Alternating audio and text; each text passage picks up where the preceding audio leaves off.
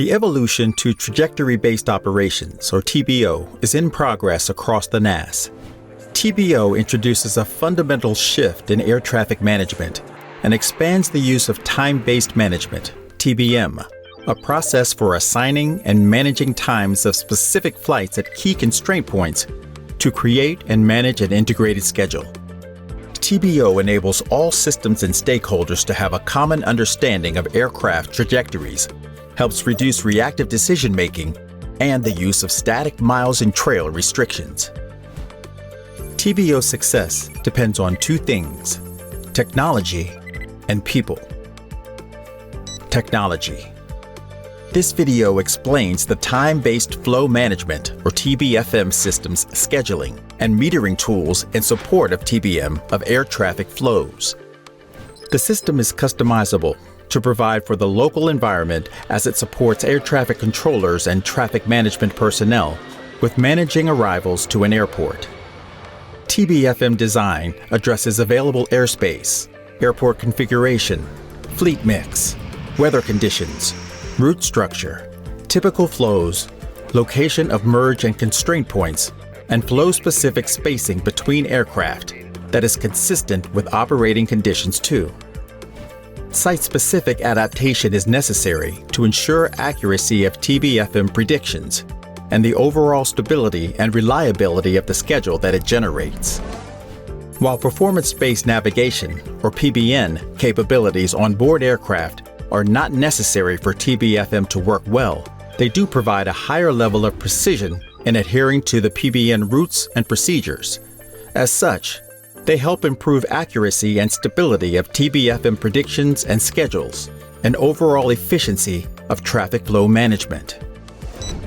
People. The facilities that manage the arrival traffic flow, the TRACON, the Host Air Route Traffic Control Center, and adjacent centers, form an operating area. Each facility within an operating area has needs and expectations for traffic management, but they must work together to deliver efficient arrival flows. TBFM design and adaptation ensure that workload is allocated appropriately across facilities into manageable delay allocations for each sector. This ensures the intended schedule is feasible and that delays can generally be absorbed through minor adjustments to the trajectory, such as speed adjustments or small vectoring maneuvers. Because air traffic management personnel need options and flexibility to help maintain a balanced workload, the TBFM adaptation in each arrival system is flexible and designed to balance the right amount of structure, which provides a predictable schedule, while leaving enough flexibility to allow options for responding to operational conditions as they arise. The FAA is implementing a robust change management strategy to help prepare the workforce for the operational changes that TBO will bring. This includes leadership mobilization, consistent communication and coordination, integrated evolution planning, training, and alignment of processes and procedures.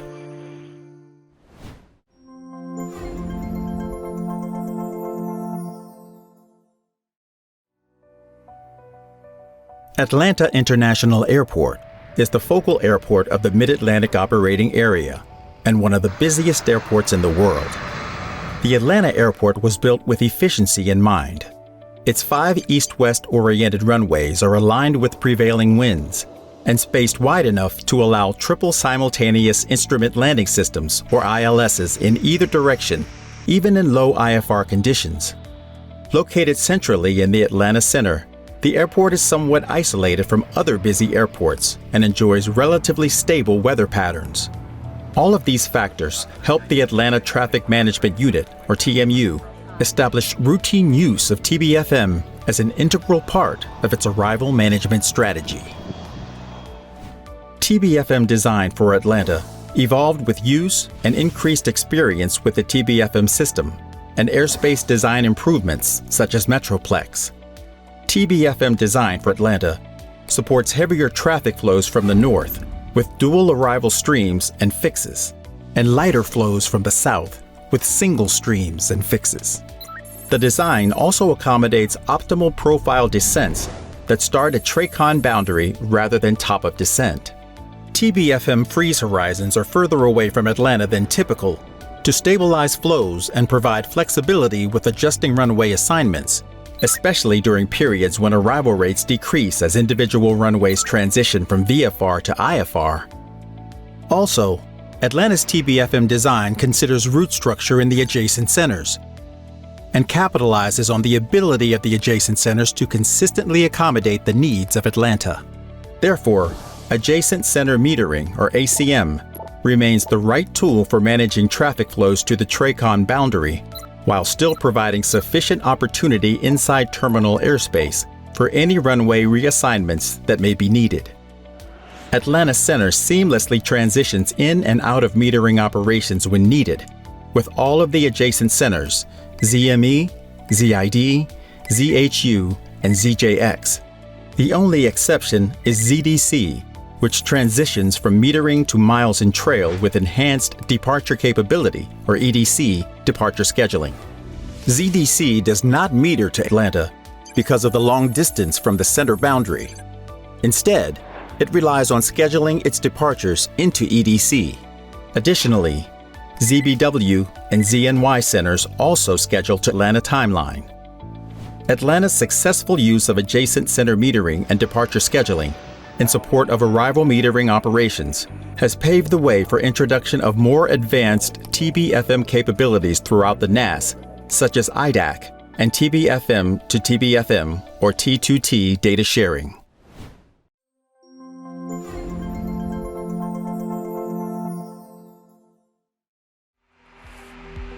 Denver International Airport is the focal airport of the Northwest Mountain Operating Area. Terrain and weather create unique challenges for management of arrivals to Denver. The airport sits in a bowl-shaped depression 30 miles east of the Front Range, a line of mountains running north and south, and the beginning of the Rocky Mountains to the west. As prevailing winds fall off of the mountain range and swirl into the bowl, it creates dynamic and volatile weather phenomena that are difficult to forecast and react to.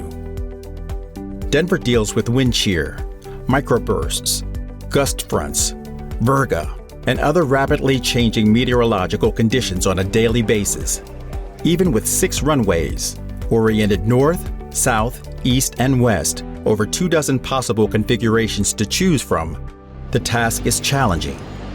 There are regular occurrences of tailwinds to every runway at the same time. Combined with that, the dry air and high altitude, field elevation is around 5,500 MSL, means traffic is flying faster in the pattern and on final than at most other busy airports. Even demand is unique at Denver. Extremely heavy traffic from the east alternates with heavy traffic from the west and necessitates frequent changes in airport configuration between the concentrated peaks in demand and quickly changing atmospheric conditions. Balancing structure and flexibility is a delicate dance at Denver. Denver TRACON and Center dynamically balance air traffic flows and adjust their actions throughout each day, which means they need options. Denver arrival system was designed with this in mind. The design included dual arrival procedures on all 4 corners to accommodate high volume coming in waves from different directions. The route structure extends into the adjacent centers. The metering arcs were designed to allow flights to be captured from many directions as traffic flows are adjusted. TBFM adaptation for Denver provides 29 configurations to allow Denver facilities flexible options for flow management.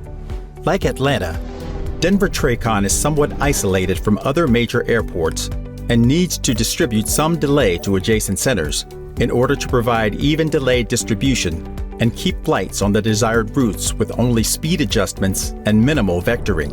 The ACM capabilities provided insufficient flexibility to handle the dynamic changes in Denver traffic flows. An extended metering or XM design, on the other hand, provides ZDV TMCs more flexibility by moving arrival systems' freeze horizons closer to Denver and by adding another set of constraint points, or XMPs, and freeze horizons further out into the adjacent center's airspace. This creates a buffer zone where arrival schedules can be managed with greater flexibility to absorb large dynamic changes in traffic flows in ZDV and the surrounding centers, ZKC, ZMP, ZLC, and ZAB. Each adjacent center manages its own XM timelines within the Denver TBFM system. Delay data from the Denver arrival system is incorporated in the XM system and is purposely built for arrival flows into ZDV.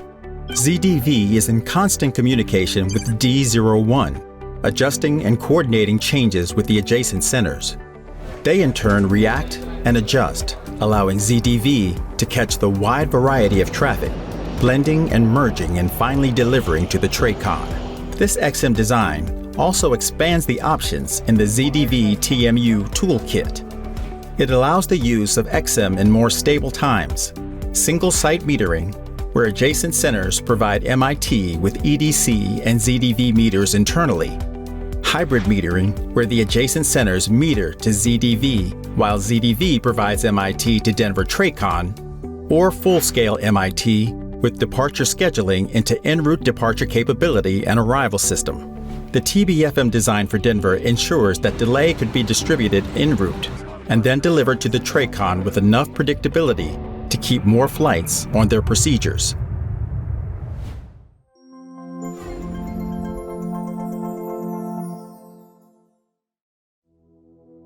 The Los Angeles International Airport, or LAX, is the focal airport in the Southwest operating area.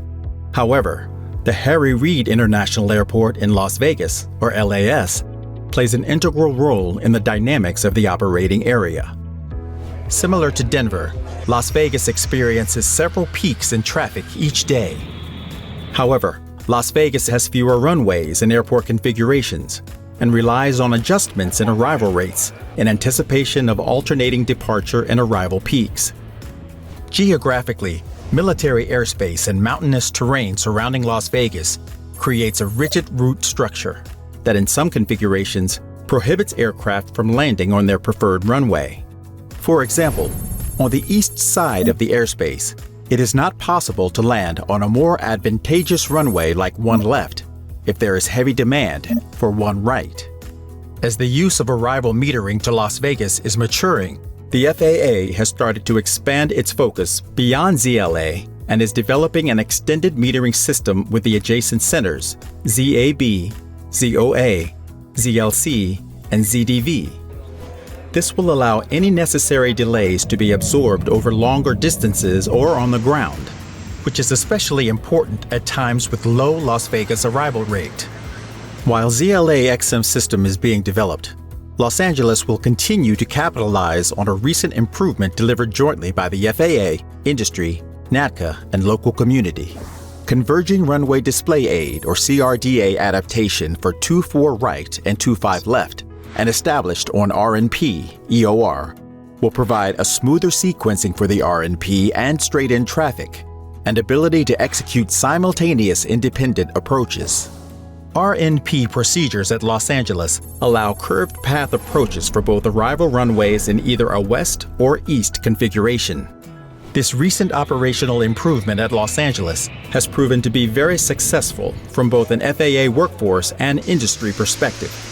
The next steps include expanding the EOR authorization to east flow and the CRDA availability at other airports with curved approaches within the Southern California TRACON airspace. The transition to TBO is happening in large and small ways across the NAS.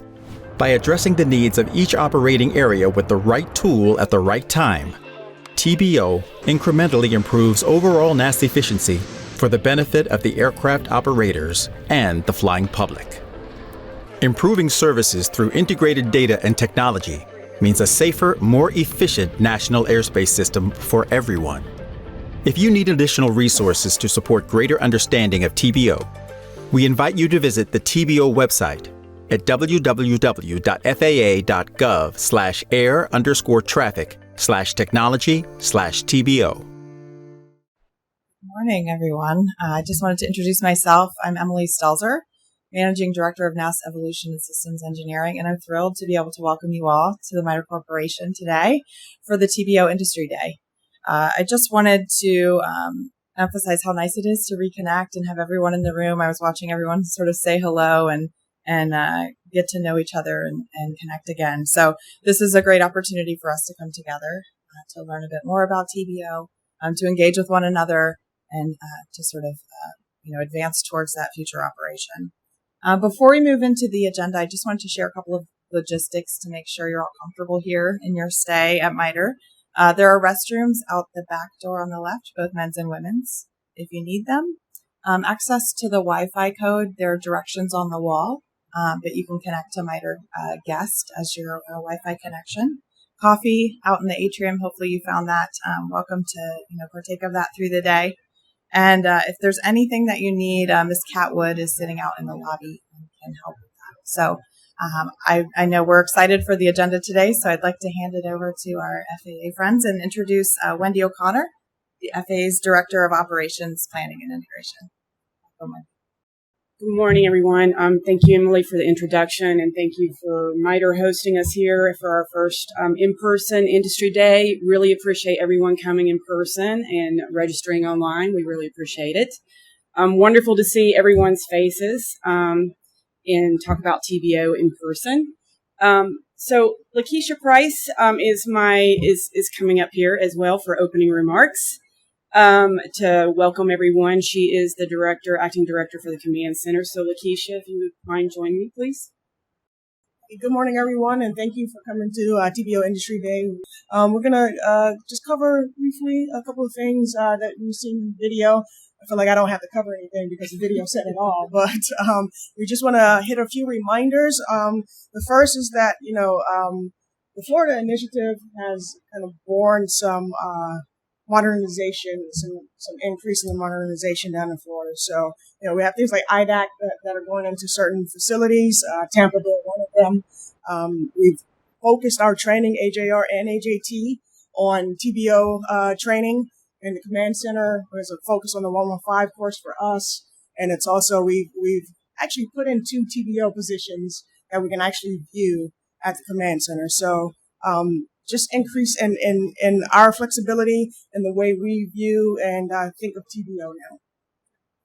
So just to remind everyone, when we started TBO, we worked with industry, we listened to industry, and we started working on predictability, flexibility, flight efficiency, and throughput. And as you saw in the video, I believe that we have started accomplishing some of that. We never said that we would get rid of delay, but it's all about reallocation or redistribution of delays, efficiency, and throughput and mass. So as you saw in the video, we're doing that with Denver area. We're starting to do that with Las Vegas and with LAX. So we're making our rounds in that direction. We've done some things in the Northeast Corridor and with Atlanta. And we've done this through COVID, all through COVID. We continue to implement and continue to do things as we can.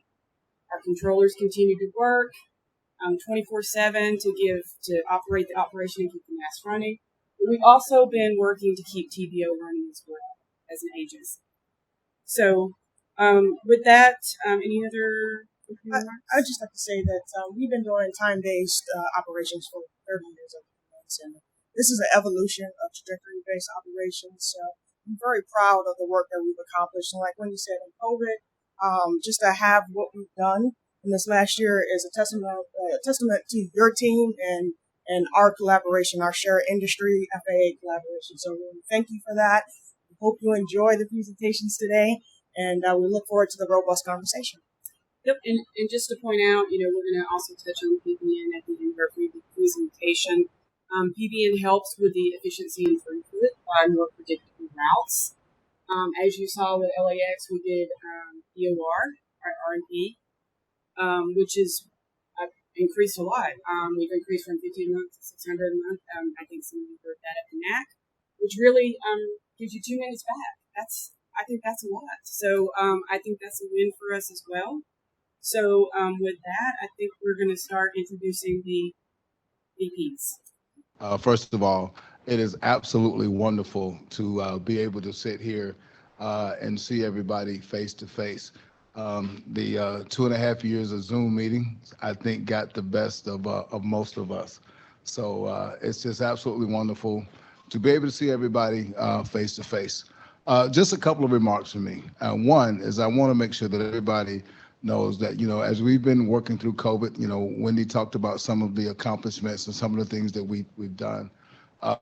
Certainly in air traffic services, my primary focus for the past 2.5 years have been to keep the doors of the facility open. And I think most of you understand that. But I do want you to know that we are committed to the modernization of the NAS, and we're certainly committed to TBO and air traffic services. As we continue to come out of COVID, and I understand that we're even going to get some good news, hopefully, here as we're working with the CDC to continue to reduce some of the restrictions in our facilities. We'll be able to get back to doing some of that important work in the facilities that we were previously doing. We will continue to work with Mission Support Services, as we modernize our airspace. I think it's going to be extremely important that we are working together and working in synchronization to make sure that what we're deploying out there is something that's going to be supported by TBO. I know there was a couple of things there that they wanted me to talk about Newark and Philly. I want to stay away from the Newark-Philly thing, but I will say this. I know that for a long time, we have wanted to take advantage of some of the airspace modernization capabilities in the Northeast. We have not always been able to do that. I know there's been some questions around why can't we do some of those modernization things at the same time that we're trying to do the airspace move. Well, the airspace move is certainly something that's one of the most important things for us. It is one of our priorities, and it is a little bit difficult for me to do both of those. But here's the promise that I will make for you. Once we have gotten through that and the cutover is done, that we will do everything in our power to make sure that we take full advantage and bring those modernizations to you there in the Northeast. The last thing that I would like to touch on this morning is, I will be glad when this summer is behind me, because I woke up every week hoping that my staffing was not in the news. And some days were good for me, some days were not so good for me. So I, for one, will be glad that this summer is behind us. I'm certainly looking forward to next year. I think we'll be in a much better posture.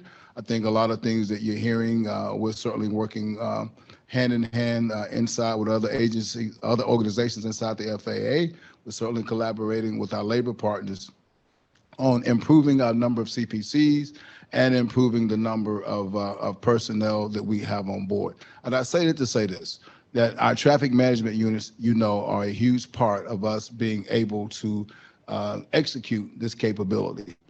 So having the appropriate number of TMCs and other people that's involved in traffic management, and as Alice likes to tell me all the time, she gets her people directly from our facilities. So all of that, staffing is going to be key in us making these things happen. And the commitment that I'm making to you is that we're doing everything that we can to make sure we get those staffing numbers where they need to be for our controllers, for our TMC ranks, and for Alice to be able to take people out and staff the command center, because the command center staffing, and I think a lot of times people forget that, the command center staffing comes directly from air traffic services. So as I go, she goes. So we're doing our best to make sure that we're working together and collaborating. So again, it is wonderful to see all of you, and thank you so much for being here. And I just hope you, everybody takes full advantage and enjoy the day. Thanks, Jeffrey. Good morning, everybody. My name is Dan Hamilton. I'm the NACA Program Management Organization Representative.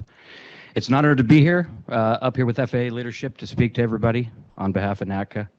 The level of collaboration that exists between NACA, the FAA, and industry has been instrumental in the success that the team's had so far.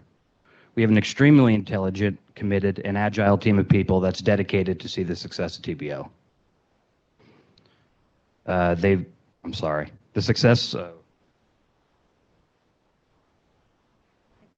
Yeah, I think I need them. Yep, I didn't have enough coffee this morning. To echo Mr. Vincent's comments, once the Philly to Newark transitions, I'm sorry, the Newark to Philly transitions complete, the TBO team will be ready to engage and deploy TBO efforts there as well. So again, thanks everybody for showing up, and I'll pass it on to Michelle. Hear me? Yeah. Good morning, everybody. It is really great to be here. As Wendy said, TBO is kind of my baby. I started working TBO when it was nothing but a concept on paper back when I was in the Next Gen organization. And then, of course, for the last 4 years, I had Wendy's job as director in charge of implementation, planning and implementation of TBO. And so I'm very pleased now that I'm over in Mission Support Services that I still have a role to play in TBO because it is near and dear to my heart. Because as you know, TBO is the integration of time-based management and performance-based navigation. And so that's where the airspace piece comes into play. You know, when we started implementing TBO in the first 3 operating areas, initial TBO, we looked at where had Metroplex been implemented because we wanted to take advantage of that synergy between the efficient routes and providing the controllers the tools to keep the aircraft on those performance-based routes. Now that Metroplex is complete, it's time to work on the next phase of airspace modernization. And so that gives us a new opportunity. You know, Denver is a perfect example. I mean, you saw it in that video, right? 20-something runway configurations that we had to adapt with TBFM. And that was just after Metroplex was implemented and we went in and we wanted to do extended metering. So that was a real give and take process for everybody who was involved. And remember, it was a little bit painful to have to go back and adjust the airspace, adjust the adaptation in TBFM, and it was a real give and take process. So now we have an opportunity to plan the implementation in a more integrated fashion as we look at future airspace modernization. So our plan for doing that is with the Airspace Modernization Roadmap, AMR. So that roadmap will be, it will document what our priorities are in terms of airspace modernization, and it will plan use of our resources for the future, and it will all be data-driven. So we're going to be using a combination of objective data, looking at both efficiency and safety, as well as qualitative data that we're getting from our senior leaders out in the field and ultimately from the facilities themselves, because it is a resource draw to do this type of work, as Jeffrey mentioned, and his staffing is in the news on a weekly basis. So it's really important to go places where we know we can be successful. Right. And so we look at what are the needs and what are the opportunities based on that qualitative data. And then we look at where is it actually feasible to go and implement something. And that depends on where are things already being implemented, what is training and staffing like at facilities. So we take all of that into account. We also are looking at opportunities as we move to more satellite navigation. Where can we get rid of some of that ground infrastructure, right? So we think this could be a win-win for both industry and the FAA. So we've included tech ops and airports in these conversations where we hadn't really done that in the past, to look at where can we get rid of some ground infrastructure as well. So we're really taking a holistic approach to TBO and, more importantly, to airspace modernization this time around.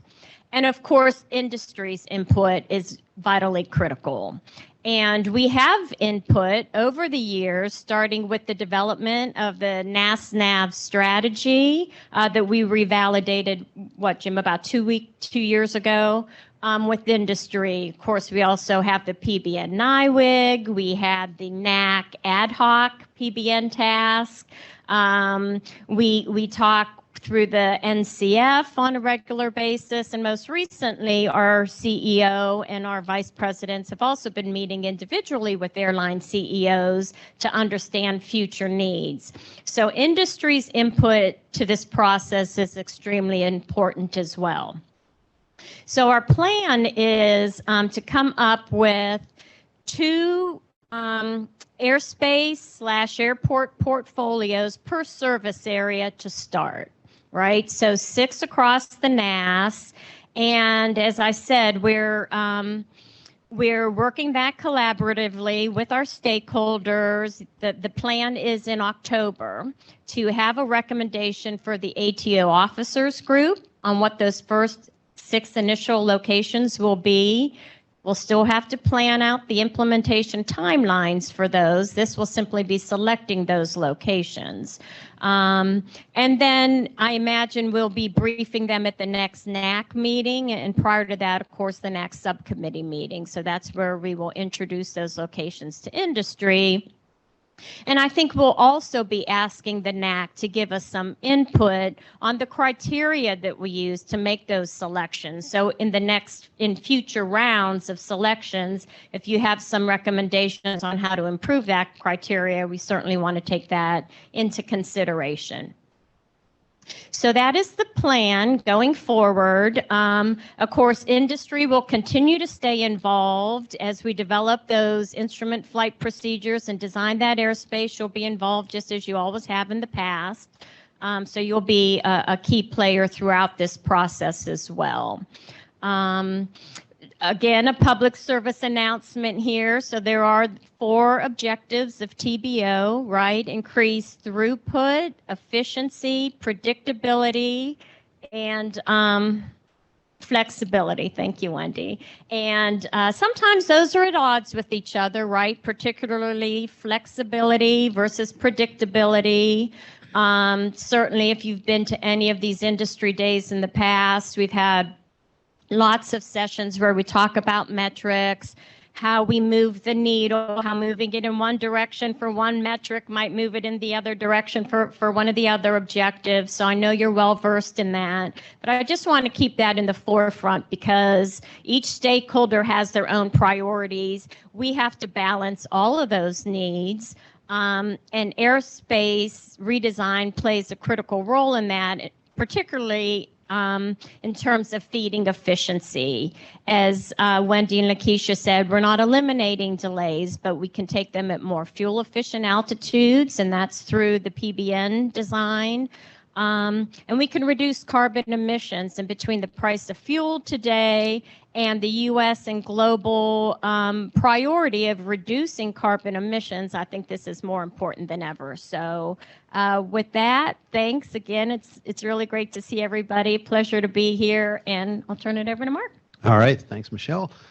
Good morning, everyone. So, Michelle, you said something like in the middle of your comments there, though, that always piques my interest. And you talked about how, as we introduce new technology, it's important that we can find ways to divest ourselves of the old technology, right? And that's really important for us, right? Because it's pretty obvious, right? As we introduce new technology, we have to sustain that technology. We have to implement it. That costs money. And if we're paying for that and paying to sustain the old systems at the same time, well, you can see where that's going, right? That winds up becoming an unaffordable situation. So yes, good morning. Mark DiNicolo. I'm the Vice President of the Program Management Organization. If you're not familiar with the PMO, we're the organization that deploys all of the new technology out into the NAS, right? So a lot of the acronyms that are associated with TBO come out of our shop, obviously in collaboration with some of my peers here on the stage. Like you've heard from everyone so far, and I'm sure you're probably going to hear from Alice as well, yes, we are committed to modernization. We're committed to TBO moving forward. Having said that, you've already heard about some of the challenges that we have, and I'm going to put some more of those challenges out there as well. Jeffrey talked about how hiring and training of our controllers is an ultimate priority of the ATO at this point for very good reasons. Like you mentioned, Jeffrey, it's in the news, right? So we absolutely have to address that. So while we are committed to implementing TBO, we also have to pay attention to some very significant and real budgetary constraints that we have going on right now. So As we look at our plan for deploying TBO, continuing to modernize the NAS, given some of the challenges I just mentioned, given the COVID impacts that we've all have felt, supply chain management, pressures on us to improve and make further modifications to our security posture, we need to look at all of those different types of challenges and limitations to our budget and talk about, all right, so what does that mean for modernization? How do we modernize in the future? How does that impact our plans? And if you were part of the NAC recently, you know that we, internal to the ATO and the FAA, have been talking about, all right, what's our prioritization for deploying this technology? And we came up with a plan and we put it out to the NAC to get feedback from the NAC as well. And happy to say that the feedback we got back from the NAC was in line with what we were thinking. Here's what it comes down to, right? In the past, we have been in a situation where, and we've been able to afford it, right? Where we've been able to take the money that we have and sprinkle it across all the different programs that we are deploying to modernize the NAS.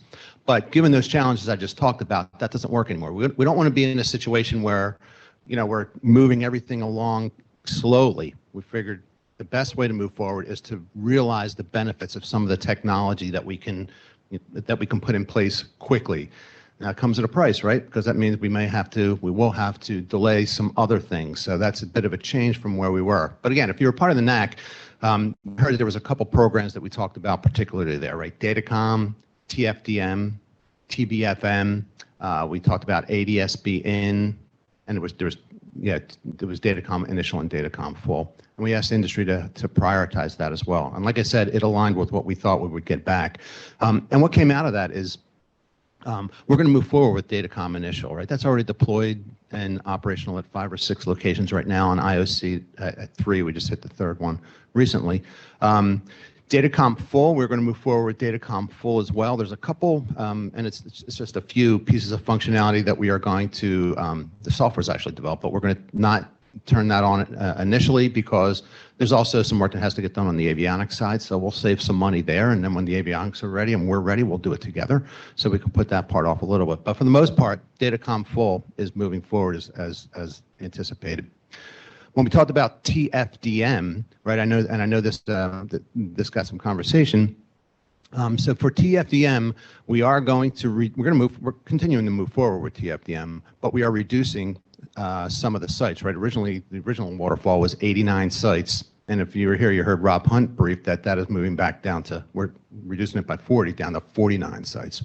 Now, something that may not have been obvious when we were talking about it last time, I want to make sure it's clear here, that in TFDM, the original 27 sites that had the surface metering are still getting deployed, right? The sites that are being delayed are the sites that we're focusing on the electronic flight strips. Jeffrey, that's probably not what you want to hear, but that's, yeah, or Dan too, right? Yeah, sorry, Dan. So that's the plan there. TBFM, there's also been some impacts there. TSAS, we're going to have to delay for a while. But on the plus side, like Lakeisha was saying, we are increasing the number of IDAC sites. And I think it's 4 we went to recently in the Florida area, right? So while we have to take a step back, at least temporarily on TSAS, we are moving forward with IDAC sites and being more aggressive with that. So that's in a nutshell what we've decided to do, how we're going to move forward in the short term, right? We feel it's a good balance of using the resources that we have to deliver some benefits to the system in a quick manner, I'll say. I won't say quickly, but in a quick manner, and then knowing that we have to go back and look at some other stuff that we had put on the sidelines for a little bit. So that's our plan moving forward. I know I'm a bit of the rain on the parade for these conversations here, but we feel that's the best way of getting these benefits into the NAS. So I thank you for that. I'll be around for a bit. So on a break, if you want to chat, please come up and say hi. Hi, Alice. Good morning. I'm Alice Hood Fleming. I'm Acting Vice President of System Operations Services. Apologies for my late arrival. The rate on the AFP for 495 was too high, so although I hit my edict time, my time en route was delayed, expanded. So anyway, I'm here and happy to be here. Over the last year, it's been gratifying to see the work that has been accomplished. It has been a huge, as Dan mentioned, it's been a hugely collaborative effort from all of the stakeholders. We have listened to your input, your requests, and your feedback, and we're using that to work on making flight operations more efficient, because that's our business, and also more predictable. One specific effort that we have that was used was training to support, developing training to support the expanded use of TBM. And this was to improve the information flow between FAA and industry. Of our collaborative efforts, we are hoping to see more strategic conversation via PERDI on TBO specific interests. We are looking for more robust discussions on systems thinking through SysOps-sponsored CDM and NCF. Of course, ongoing training, and more training. And then also we're looking at opportunities for the command center to be more proactive in facilitating discussions between facilities and facilities and operators regarding the impact of metering to the NAS. As many of you know, Command Center has used time-based operations for more than 30 years. And with the evolution of TBO, we expect to be able to continue our mission and our goals, which are safe, efficient, and modernized operations. So with that, I'll say we look forward to the ongoing and continued collaboration with our sister service units and with industry. Thank you for your time, and have a great Industry Day. Well, good morning, everyone. Aaron Wilkins here, along with Dan Hamilton. It's TBO deployment time from the PMO perspective. But once again, we're here in person, and I'm happy to hear about that. But the FAA, as we all know, operates the safest and most efficient airspace system in the world. 45,000 flights daily. But the last 5 years has resulted in anticipated increases in our NAS. The budget's pretty flat, but our sustainment costs are going up. Growing workforce, service contracts increasing, COVID responses, you heard from Jeffrey. And inflation of goods and services, we see that every day. Gas going up, food is high. Go to the next slide. But when we circle back, we have an operational view, but then we also have infrastructure and things that we've been doing already. It's all about keeping ourselves intact and focused. You understand, and as Mark DeNicola said, that the PMO primary responsibility is provide programmatic and acquisition support. We have to make sure we have a plan and a vision and leadership along with technical support. We're the group that not only takes the system through a concept that our friends in NextGen come up with, but also have to take it through an acquisition cycle. And we have to satisfy not only industry, but our friends on the Hill to ensure that we are doing what we said we're doing. But within the PMO, we have an air traffic services that is going to be deploying these systems. You've heard the T's, the 3 T's. You've talked to a lot of the program managers. They got a plan. They have to implement. But we also have a group that has to fix the systems in our second level engineering group. But then within the PMO, we have a group that works on our surveillance, maintaining the systems for our tactical operations also. So it's important that we're working in partnership with our NextGen, mission support folks, as this operational vision evolves. It was a piece of paper on a napkin 20, 30 years ago, right? At some bar or restaurant. And then folks like Dan and others thought about, let's put this into work. Let's try to manage expectations and integrate some of these system requirements together, manage the program dependencies that we all do. And as you see on the chart, lots of the things have already been put out. The infrastructure is in place.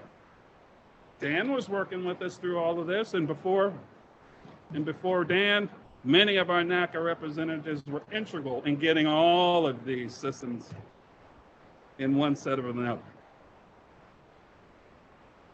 So it's important for us to realize that working together in this type of environment is most crucial. We talked about communication, collaboration, transparency. These are all of the things that are going to make the system work. These are the things to make the system drive, but we first need to make sure our system is correct and working.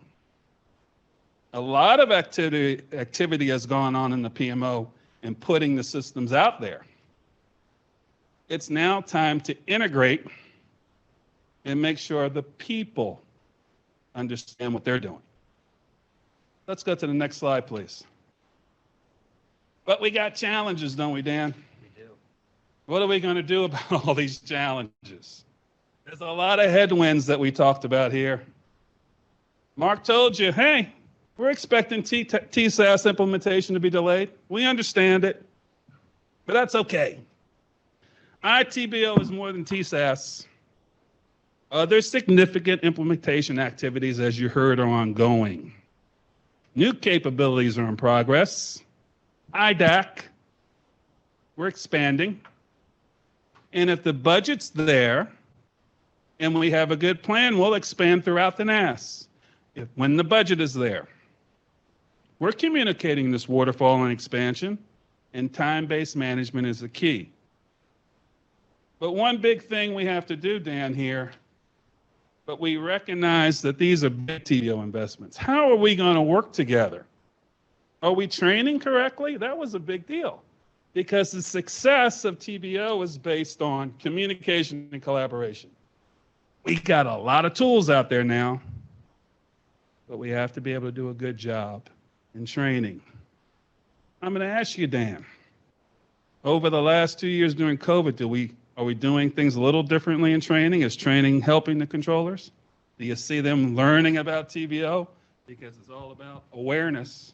Yeah, so the training aspect, it's been interesting through COVID. You know, we try to do as much virtually as we can, but we discovered that you can only do so much virtually, right? Refresher training, one-on-one interaction. But as far as like MASH training, people going into a facility with something and training right out of the gate, you got to be there in person for it. You got to interact with them face to face. You know, it's important to keep in mind that with everything that we've been discussing so far, this is like all the T's that we talk about and everything. It's not one solution with one product, right? This is a bunch of different products, and the team has gotten really smart through COVID. Through data analyzation, they started to reevaluate everything, and they started to go, okay, well, not all data is good data, right? So they'll take a situation in NAS, and the teams will get together, and they'll really sit down and analyze it. What are we looking at? What is the best tool to help solve the problem that exists today? You know, to go back to the training piece, we are moving forward with the training. COVID's lightened up. We're all here in person today. We've got the team of people for all the T's, you know, everything with Cleveland's moving forward. We've got the TBFM team that's engaging with the Jacksonville group down there. Things are moving forward. We're getting into these facilities. We're getting stuff done. We're trying to get out there and be as effective as we can, but we're also trying to be efficient about it, right? We're not just going to go and across the country for no reason. It's got to make sense. We have to be conscious of the budget. You know, Aaron, we talk frequently, and he always asks me, what keeps you up at night? Obviously, it's the same thing as everybody else, right? It's the financial constraints that the agency's under. That doesn't mean that we just hang up the towels and walk away. We remain engaged. We sit down and have the difficult discussions. I work with the teams on a pretty frequent basis. And we do what we can to be efficient and agile as we move forward with things. Thank you, Dan. And being efficient and agile. Next slide, please. And like Dan said, what's different, and Michelle alluded to, we're planning now. We're back in the planning game, but we're going to be smart like we've been, geographically based. We've had a couple early discussions about this. Where are we rolling out as we move forward? Thinking about PBN as we're moving forward. And we should think this through, geographically based target levels also of user equipage. enabling us to make maximum benefits. In this next round, we need to make sure that as we're moving forward, everybody understands we have to set targets for ourselves and for you too, because we need to make sure that we're meeting the marks of the obligations and for modernization on both sides. It's very important for us. So operationalizing the TBO story, right? Where are we going to go? Transparency. It's talking. It's understanding what we need to do. Everybody's not going to get everything. We have to set expectations, as Mr. Benson said, to understand what we're going. And of course, risk. We all have a bit of risk management and mitigation that's required here. But it's big money. Once again, it's big money, and we have to be efficient. People are looking, as always, but we have to know the markets are fluctuating. You're going to different places. It might be time to reevaluate what you thought was important. How relevant is it now in this environment? We have an opportunity trade space, folks. We're moving now in initial, but you've heard the words full and dynamic. We all in this room will determine what's best. And will the controllers buy in? That's important. Yeah. Do the users need this system? This is the kind of things that we're talking about as we're moving forward. Things are coming to the neighborhood soon and are already there. So we need to be ready. Let's go to the next slide. How are we going to get there? It's a key thing for us in the PMO. And I said this early. Are the systems working as intended? Sure they are. They're going to work. But we have to make sure the people work. We had a great opportunity this summer during COVID to get our ops teams in the room over here in MITRE in the IDEA lab to look how the TFDM system and the TBFM system are working together.